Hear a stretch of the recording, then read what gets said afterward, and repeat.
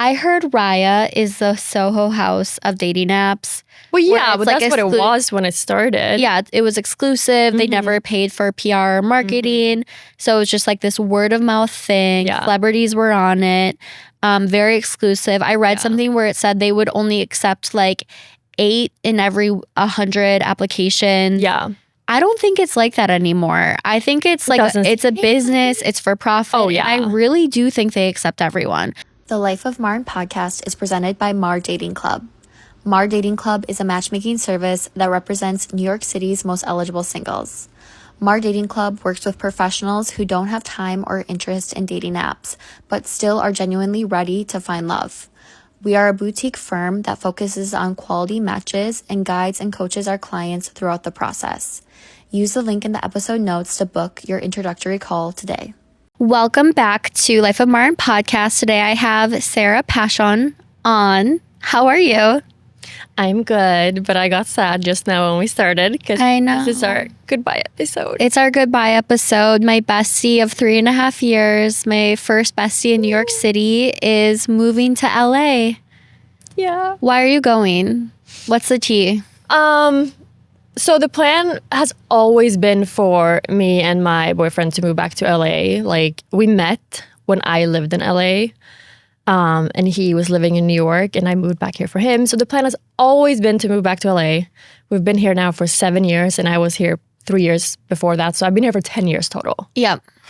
And it just like worked out now with his work, and this was like our chance. We got an opportunity to go now and we just felt like we have to take it because we've been waiting for 7 years. But it feels really sad. Well, and I'm going to have to make more friends now that you're leaving. Yeah. And another one of our friends is leaving at the same time, Madison. So it's going to be interesting because, you know, Harrison goes on tour and he's been on tour all winter. Yeah. And it's weird because when your boyfriend's gone and then your friends are leaving, you get so lonely. And I'm like, how do you make good friends as a 30-year-old adult? It's very strange. It's Bumble BFF is great, first of all. Yeah. But it is a lot of work. Like, first of all, you have to text with a lot of people in the beginning, which you don't meet up with a lot of them. You end up just not, I don't know why, like, you know, you fall off, you don't answer everyone, people don't answer you. And then when you finally meet up with someone, it's like such a big thing for going out with one person. How we met was like the best. Yeah. Because this one girl, we didn't match with each other. No. This other girl we matched with organized a thing where she invited like 12 girls. She invited like 12 to 20 women to a happy hour. Amazing. So she individually matched with all of us. Yeah. It was just like, okay, I'm setting up this happy hour. Everyone come. And it was way less awkward. And to be honest, that was the one event I went to via Bumble BFF. And I met a lot of great connections, including you. And I never really had to keep going back because I feel like dating, like friend dating, is so awkward. Oh my God, it's so hard. And you have to pursue each other and you don't even know if this person likes you. No. And it's very intense. It's hard. And I'm a social introvert. So for me, like, most of my friends are extroverts and they're kind of the ones that like pick me up. Yeah. But now I feel like I always put myself out there because I've moved to another country. Like, I've made friends, new places. Yeah. But I'm gonna extra now because the older you get, people already have their core friends groups. So they're not as much like, people aren't moving as much. They're not going to new places. They're not like trying to make new friends as much. Yeah. So it's like the dating pool is smaller even for friends. Yeah. Until you get in with someone and then you can meet their friends in like a more natural way. But a lot of people are like, no new friends. Like, they're like, we're set here. Please keep going. No, 100%. And that's what I'm scared of. Like, please be my friend. Yeah. No, we'll find friends. I need to find friends. You need to find more friends. We'll do it together, but apart. Let's talk about Valentine's Day. So how did you and Blake celebrate? This year, we made a reservation for dinner at my favorite steakhouse, which is on our block. What's it called? Frankie's and Johnny's. Okay.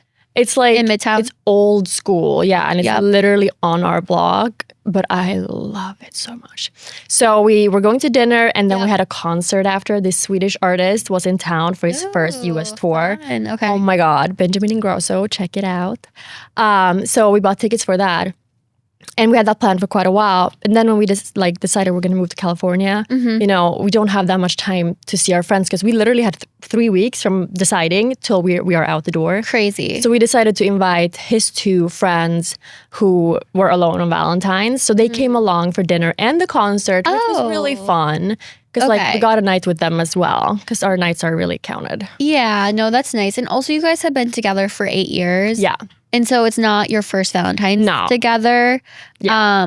For ours, we did, so we went to Atlantic City. Yeah. On that Valentine's seemed fun, Day. honestly. Harrison had a show at the Hard Rock.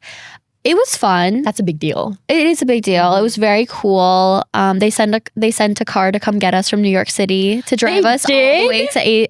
Oh my God, that's so fun. It was bougie. The hotel? The hotel did. They sent a car. Okay. And it was fun. It was fun being with a group of people. Yeah. I love being around people. I'm extroverted. And so it was good. And then we just celebrated our 1 year on Saturday. Yeah, congrats. And so we did a couples massage. Thank you. And then what else did we do?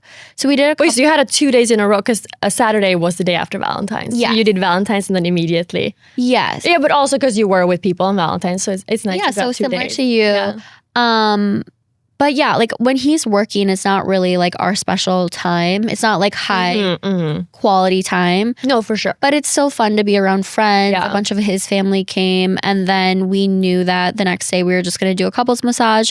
And then he scheduled this big tasting menu dinner. But then we rescheduled it. Oh. Because we were so exhausted from AC. And I just wanted to sit on my couch and watch Severance and chill. Did you get Blake anything for Valentine's Day? No. Just nothing? No cards or anything? No, I never have. Okay, that's fair. Well, actually, I think year 1, I got him a photo album. Oh, cute. Okay. What do you think of anniversary gifts? We have never done anniversary gifts. Okay. Never. We do a very nice dinner though. We always celebrate and go out. Yeah. But So we did cards and it was it's kind of our anniversary will forever you're also be. amazing at writing cards though. Aw. So I get if I was you, I would do cards all the time. Yeah, Harrison's even better. Oh my He's God, such you a good guys. writer.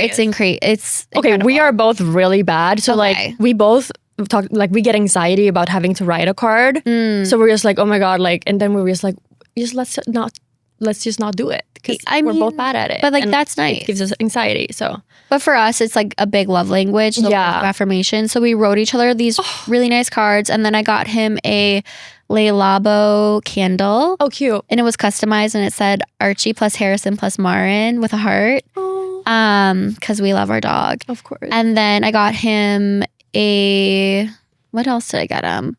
It wasn't over the top. A candle and Just a few something other little stocking Yeah. stuffers.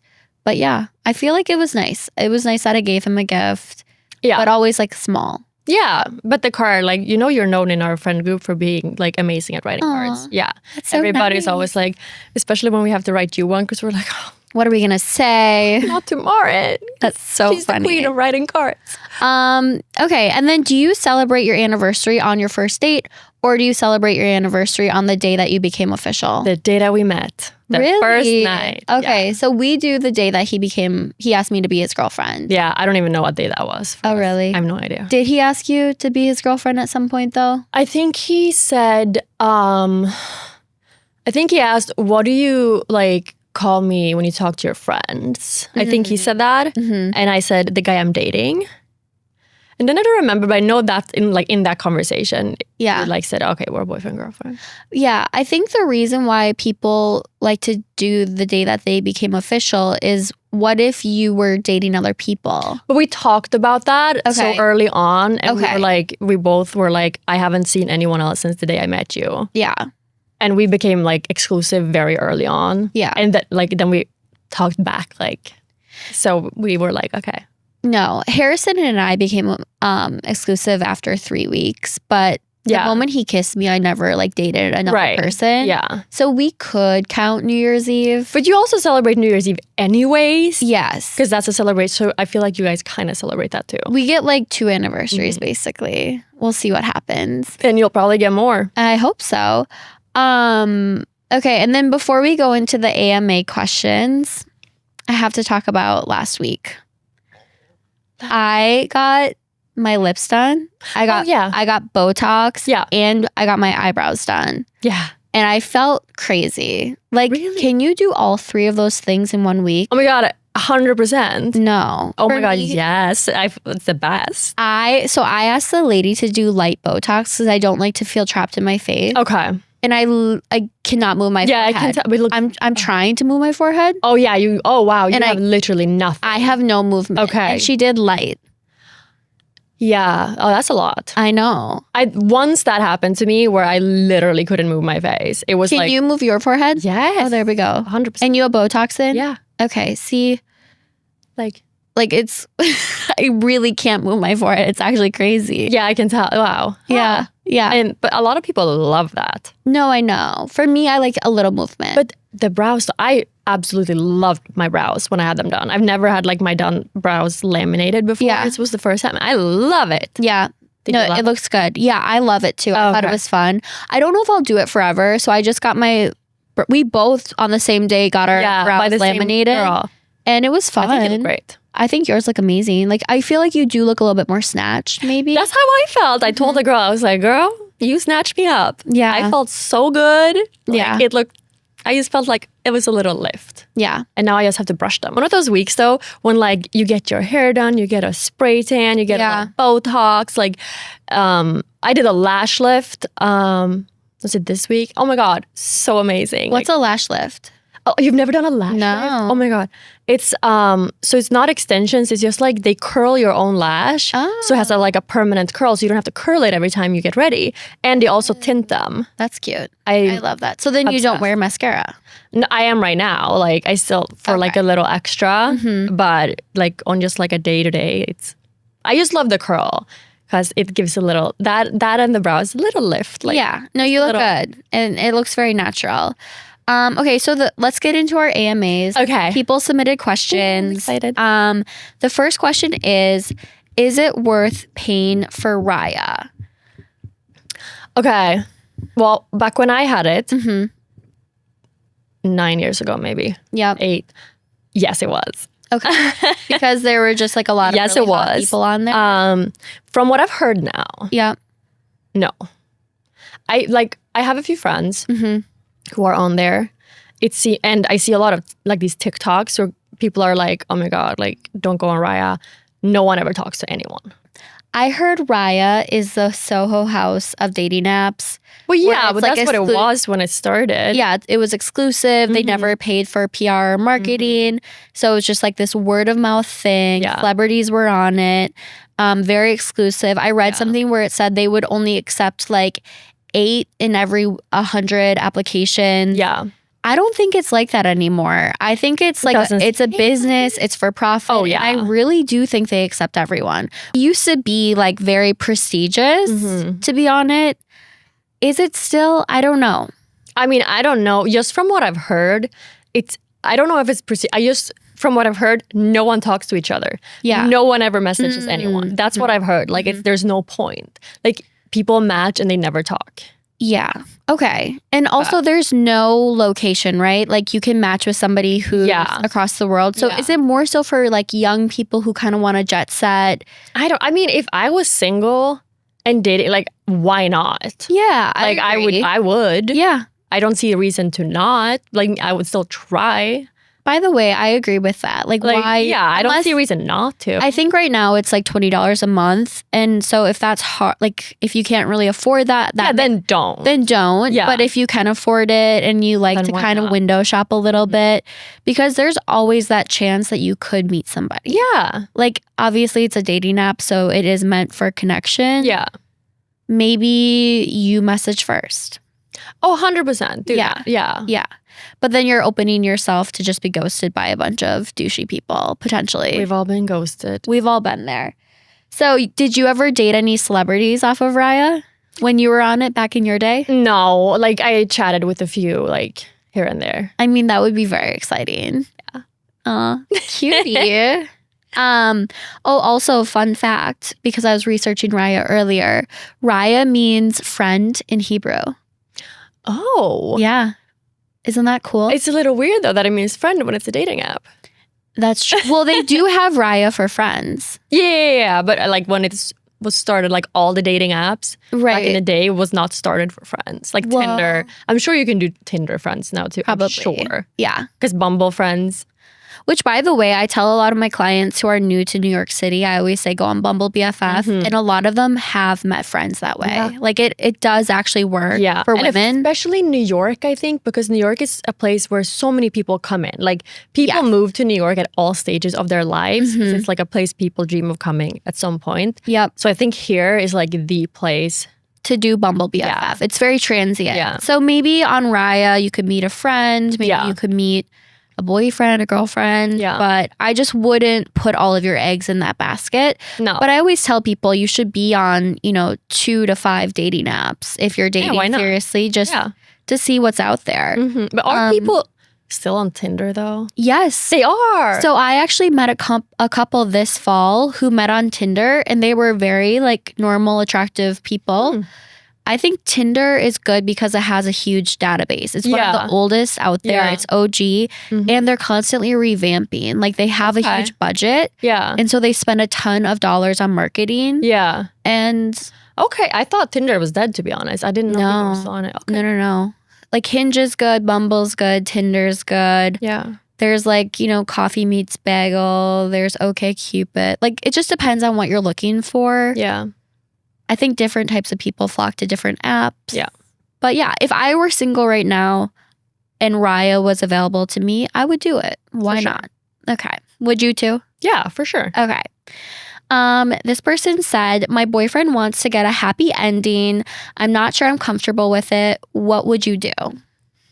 I'm not sure I'm comfortable with it. For me, it's a hell no. It's hell no. Yeah, it's not happening. Hell no. I'm not that open-minded. I can't even believe that was a question. Yeah. No. I think in this day and age, women are pressured to be like cool girl. You know what I mean? Like, oh, I don't really care. You can do whatever you want. Like, we can be polyamorous. Like, you know what I mean? Whereas, like, if you want that as a woman, by the way, there's a lot of women who do want that. So, and that's totally fine. And that's their prerogative. But you should always know what your boundaries are. And if you're not cool with something, don't say yes to it. No, don't say yes to it. Absolutely not. So if this girl is unsure, I think the best answer would be... hell no. Just no. Like, don't say yes. Absolutely not. I mean, it's a slippery slope. Or like you said...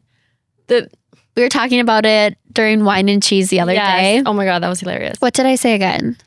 Marin said that if your man wants a happy ending, you can say, if it's a straight man, yes, but it has to be with a man.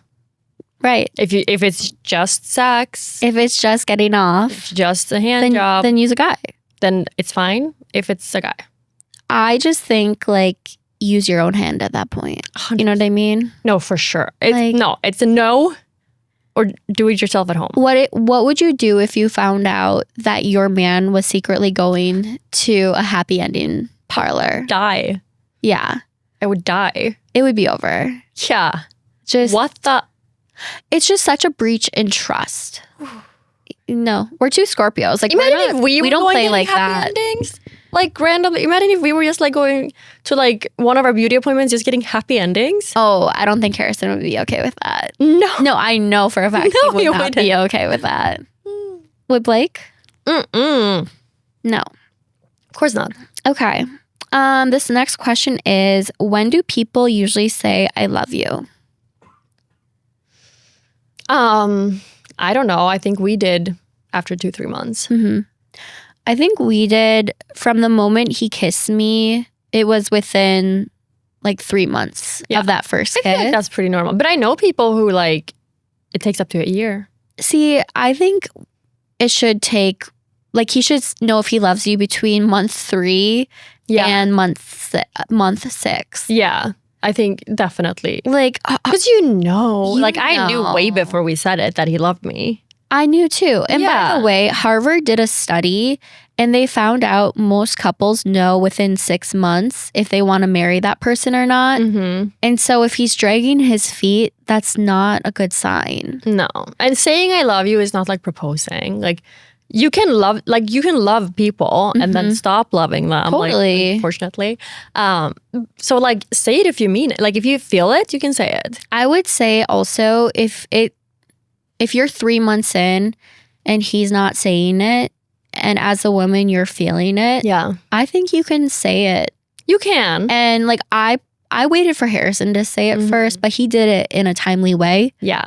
But if he would have waited 4, 5, 6 months, I wouldn't have been able to contain it. Yeah, you know what I mean? Anyways. And I think it's toxic to to feel that love and to want to verbalize that love, but then just to hold it in. Yeah. You know what I mean? It's not good for your heart or your soul. No, I agree. So you would say, like, if you're a woman, say it first, or would you say no? I mean, it's so individual. Personally, with this relationship, I definitely wanted to wait. I wanted him to say it first. Yeah. I really wanted him to. But I also didn't have to wait. So I can't say, like, maybe if it had been 6 months in, maybe I would have. Yeah.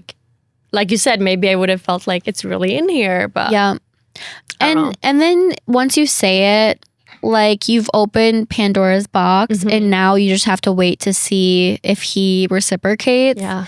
And if he doesn't love you back after 6 months, I think that's grounds to walk away. Like, some people say, oh, it might take a year. In what world? I don't know. Like, maybe. Like, I've never been in that situation where I've, like, not known if I've loved someone after 6 months. I had it with one of my exes where it took him like a year to say it. And by the time he said it, I was so mad that it took him that long that, again, it was toxic. Did you say it before then? No, I was waiting for him to say it. But like at a certain point, you're just waiting too long, and then they do say it and you're like, okay, finally, like what? You know? Yeah.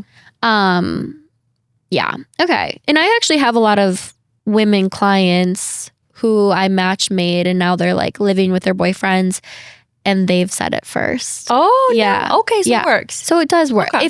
If they love you back, if you're in a reciprocal energetic relationship. Why don't they say it? Like, because I think men are scared too sometimes.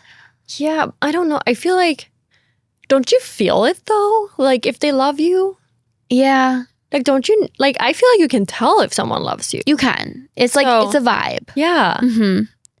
But I think taking the leap of actually verbalizing it for some people can feel scary. Yeah. But I don't know. Okay. This person asked, is it a must to have a BFGF conversation, or can it just be assumed based on your actions? I mean, I would like to have it clarified, but I feel like it could also be clarified by, like, let's say you're going to meet some friends and you're introduced as the girlfriend or boyfriend. I mean, then it's kind of clarified in that way if someone introduces you like that.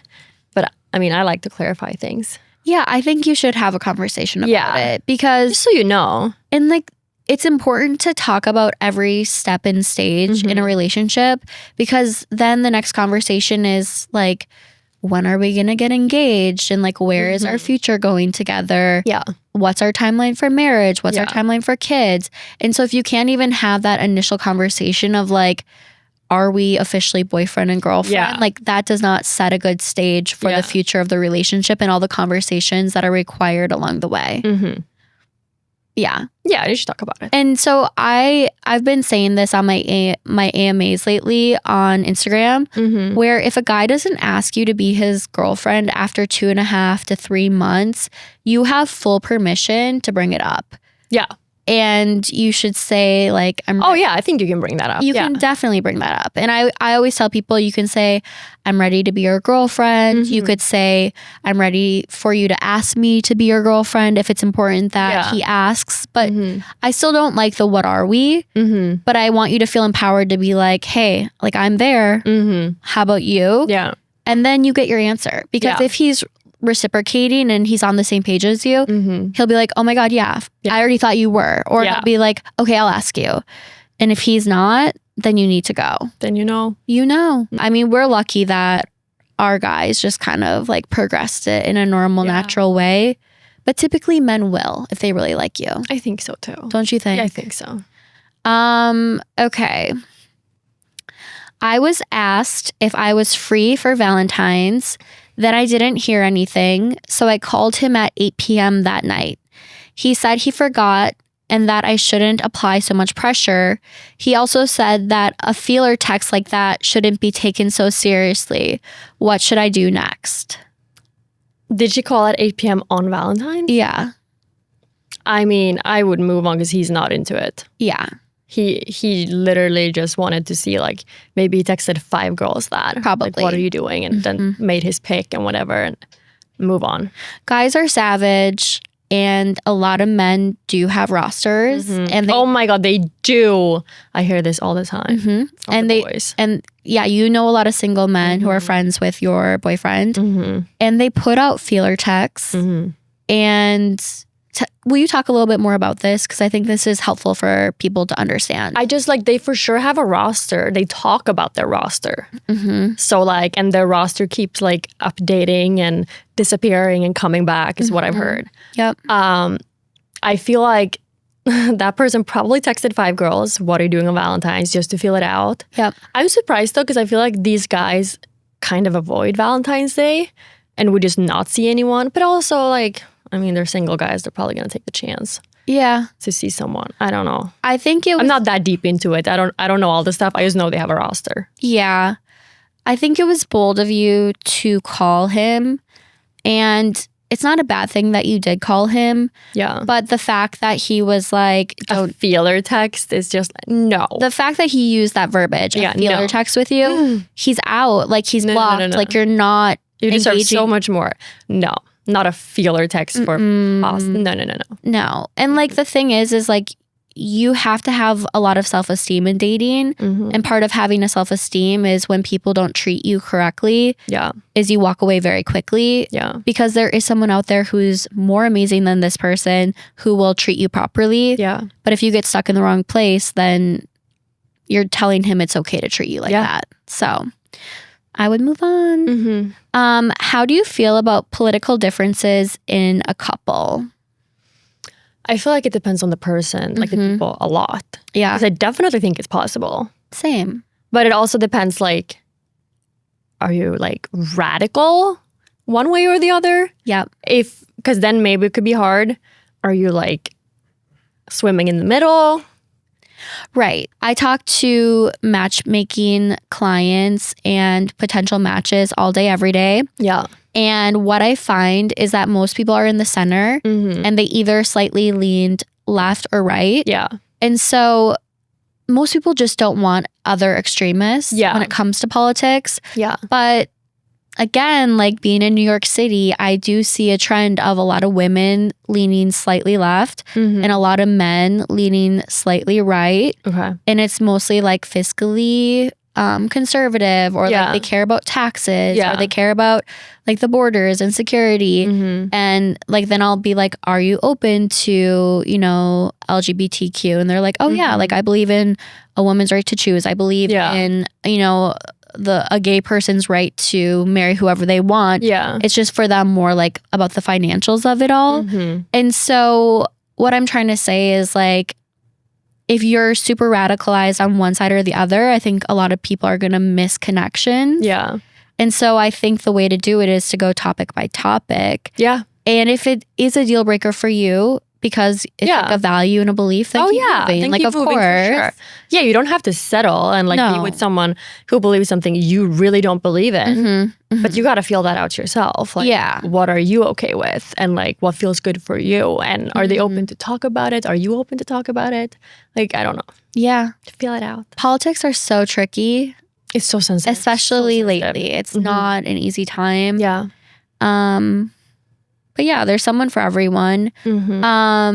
This person said how to not take ghosting personally.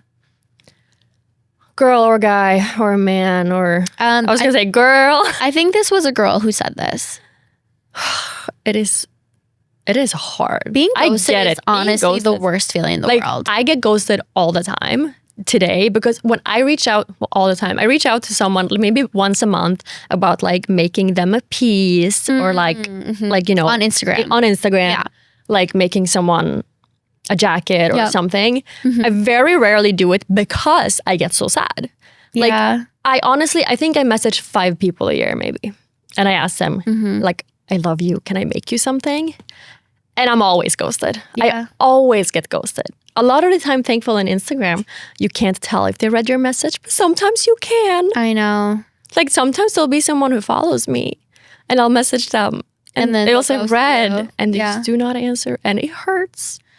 Ghosting does hurt. I always say rejection is protection. I love that. If not this, something better. Like what's meant for you will find you. Yes. I really do believe in dating mantras. Because it's important to kind of give yourself words of affirmation and believe, like you just believe in your process and trust the process. Yeah. Because when you're ghosted, you do feel very, very powerless and you feel very disrespected. Do you think in those scenarios, you should reach back out and try to close the loop with that person who has ghosted you? Like, do you believe in that double text? No. So cut your losses and keep going. Cut your losses, keep going. Yeah. So otherwise, that second text that also might be ghosted is going to keep you up at night. And during agree. the wolf hour. Yep. Don't do it. I agree because you could double text and then they ghost you twice. Yeah. And then you feel like an even bigger loser. And like, you're not, but it's still, you're being vulnerable and then not to have that vulnerability reciprocated. I feel like a loser for sure. I feel like a loser. And I'm just like, they hate me. They think everything I make is so ugly. Like for a while, but then, you'll come around and you'll be like, okay, whatever. I'm great. Yeah. But that cycle will happen. Yeah. It's hard. In my early 20s, I used to send like long text messages to boys when I was like upset or like something. Same. And now I never do that. Like those are phone calls. You know what I mean? Because there is that chance. I mean, not with my boyfriend now. He would ghost me. No, but like boys in your early 20s. Oh my God. Oh my God. It's just like, it's so hard out there. It's hard out there. But just know that it happens to everyone. Yes. It is a universal experience. We all get ghosted. It sucks. Yep. But like you said, rejection is protection. Yeah. And you never know what you're being protected from. Yeah. Trust the universe is what I say.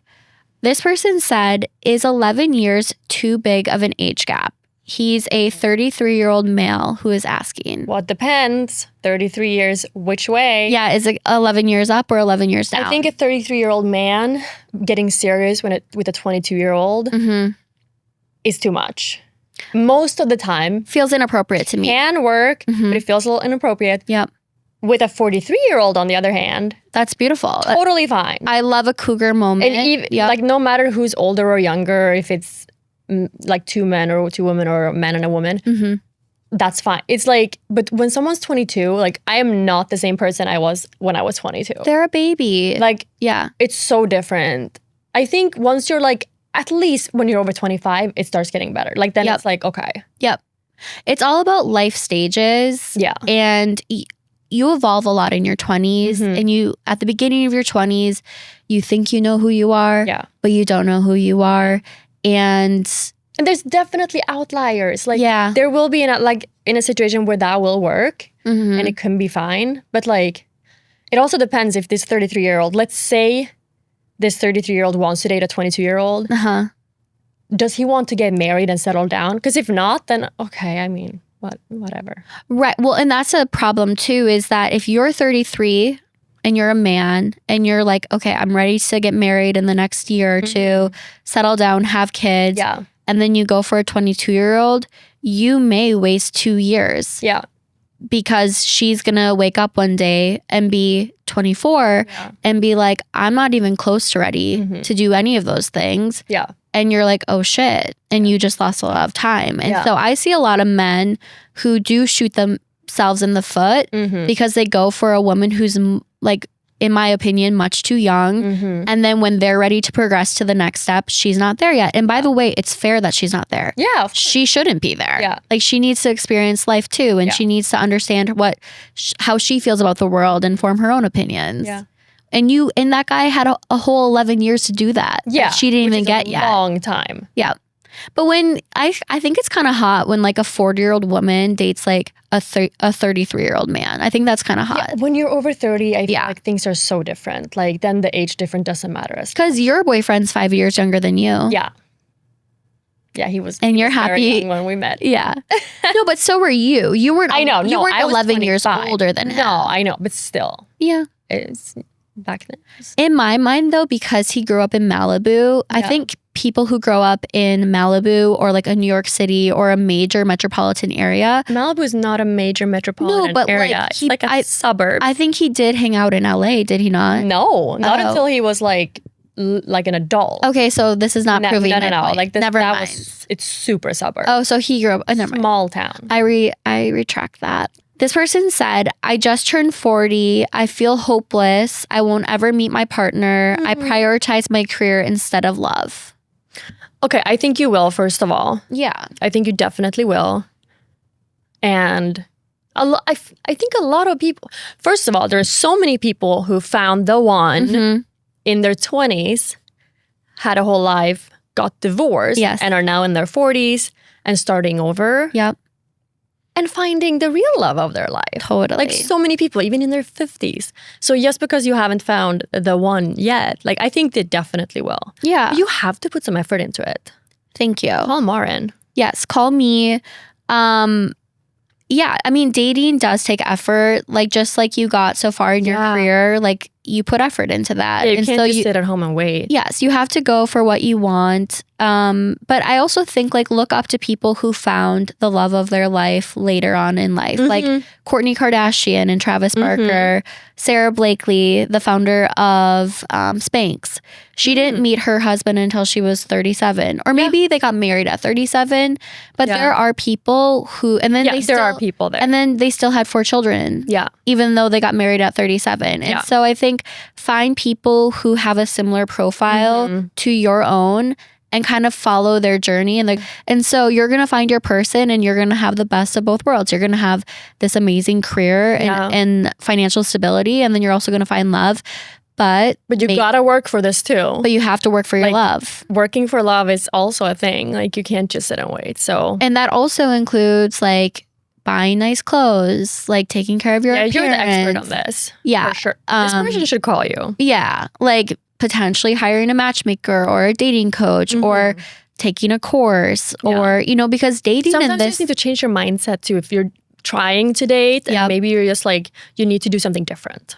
Totally. And even just kind of like shifting how you view dating can be such a game changer. Yeah. But people find love at every age and stage. Yeah. And so, I don't know. Maybe start looking like if you have a very specific type, maybe start looking at like other people. Outside that type. They might be there. Like the height requirement, like maybe you're looking for someone who's over 6 foot. Look for someone who's not. Yeah. No, I agree. I think that mental flexibility, people who are like the smartest and most successful in dating, they do exercise a lot of mental flexibility. Yeah. And they focus on the 5 main things that they want and they focus on like what truly matters to them. Yeah. And then they go out and they just start meeting people and then it's just a numbers game. Yeah. But you kind of have to be firing on all cylinders. Yeah. But yeah, no, I think 40 is young. Yeah. Like especially in a city, I don't know where she lives, but if you're in New York, 40 is young. But you just put in the work. Yes, put in the work. And the last thing I will say about this is there's 2 things actually. Sometimes people forget like, okay, like when you're 40, sorry, Archie's in the background having the best time of his life. This kid is so freaking cute. I can't handle it. He's a diva. It's like having zoomies. He's the love of my life though, so I'm not even mad. I know, he's so cute. I can't handle it. Harrison loves him too. I'm glad. Okay. What was I gonna say?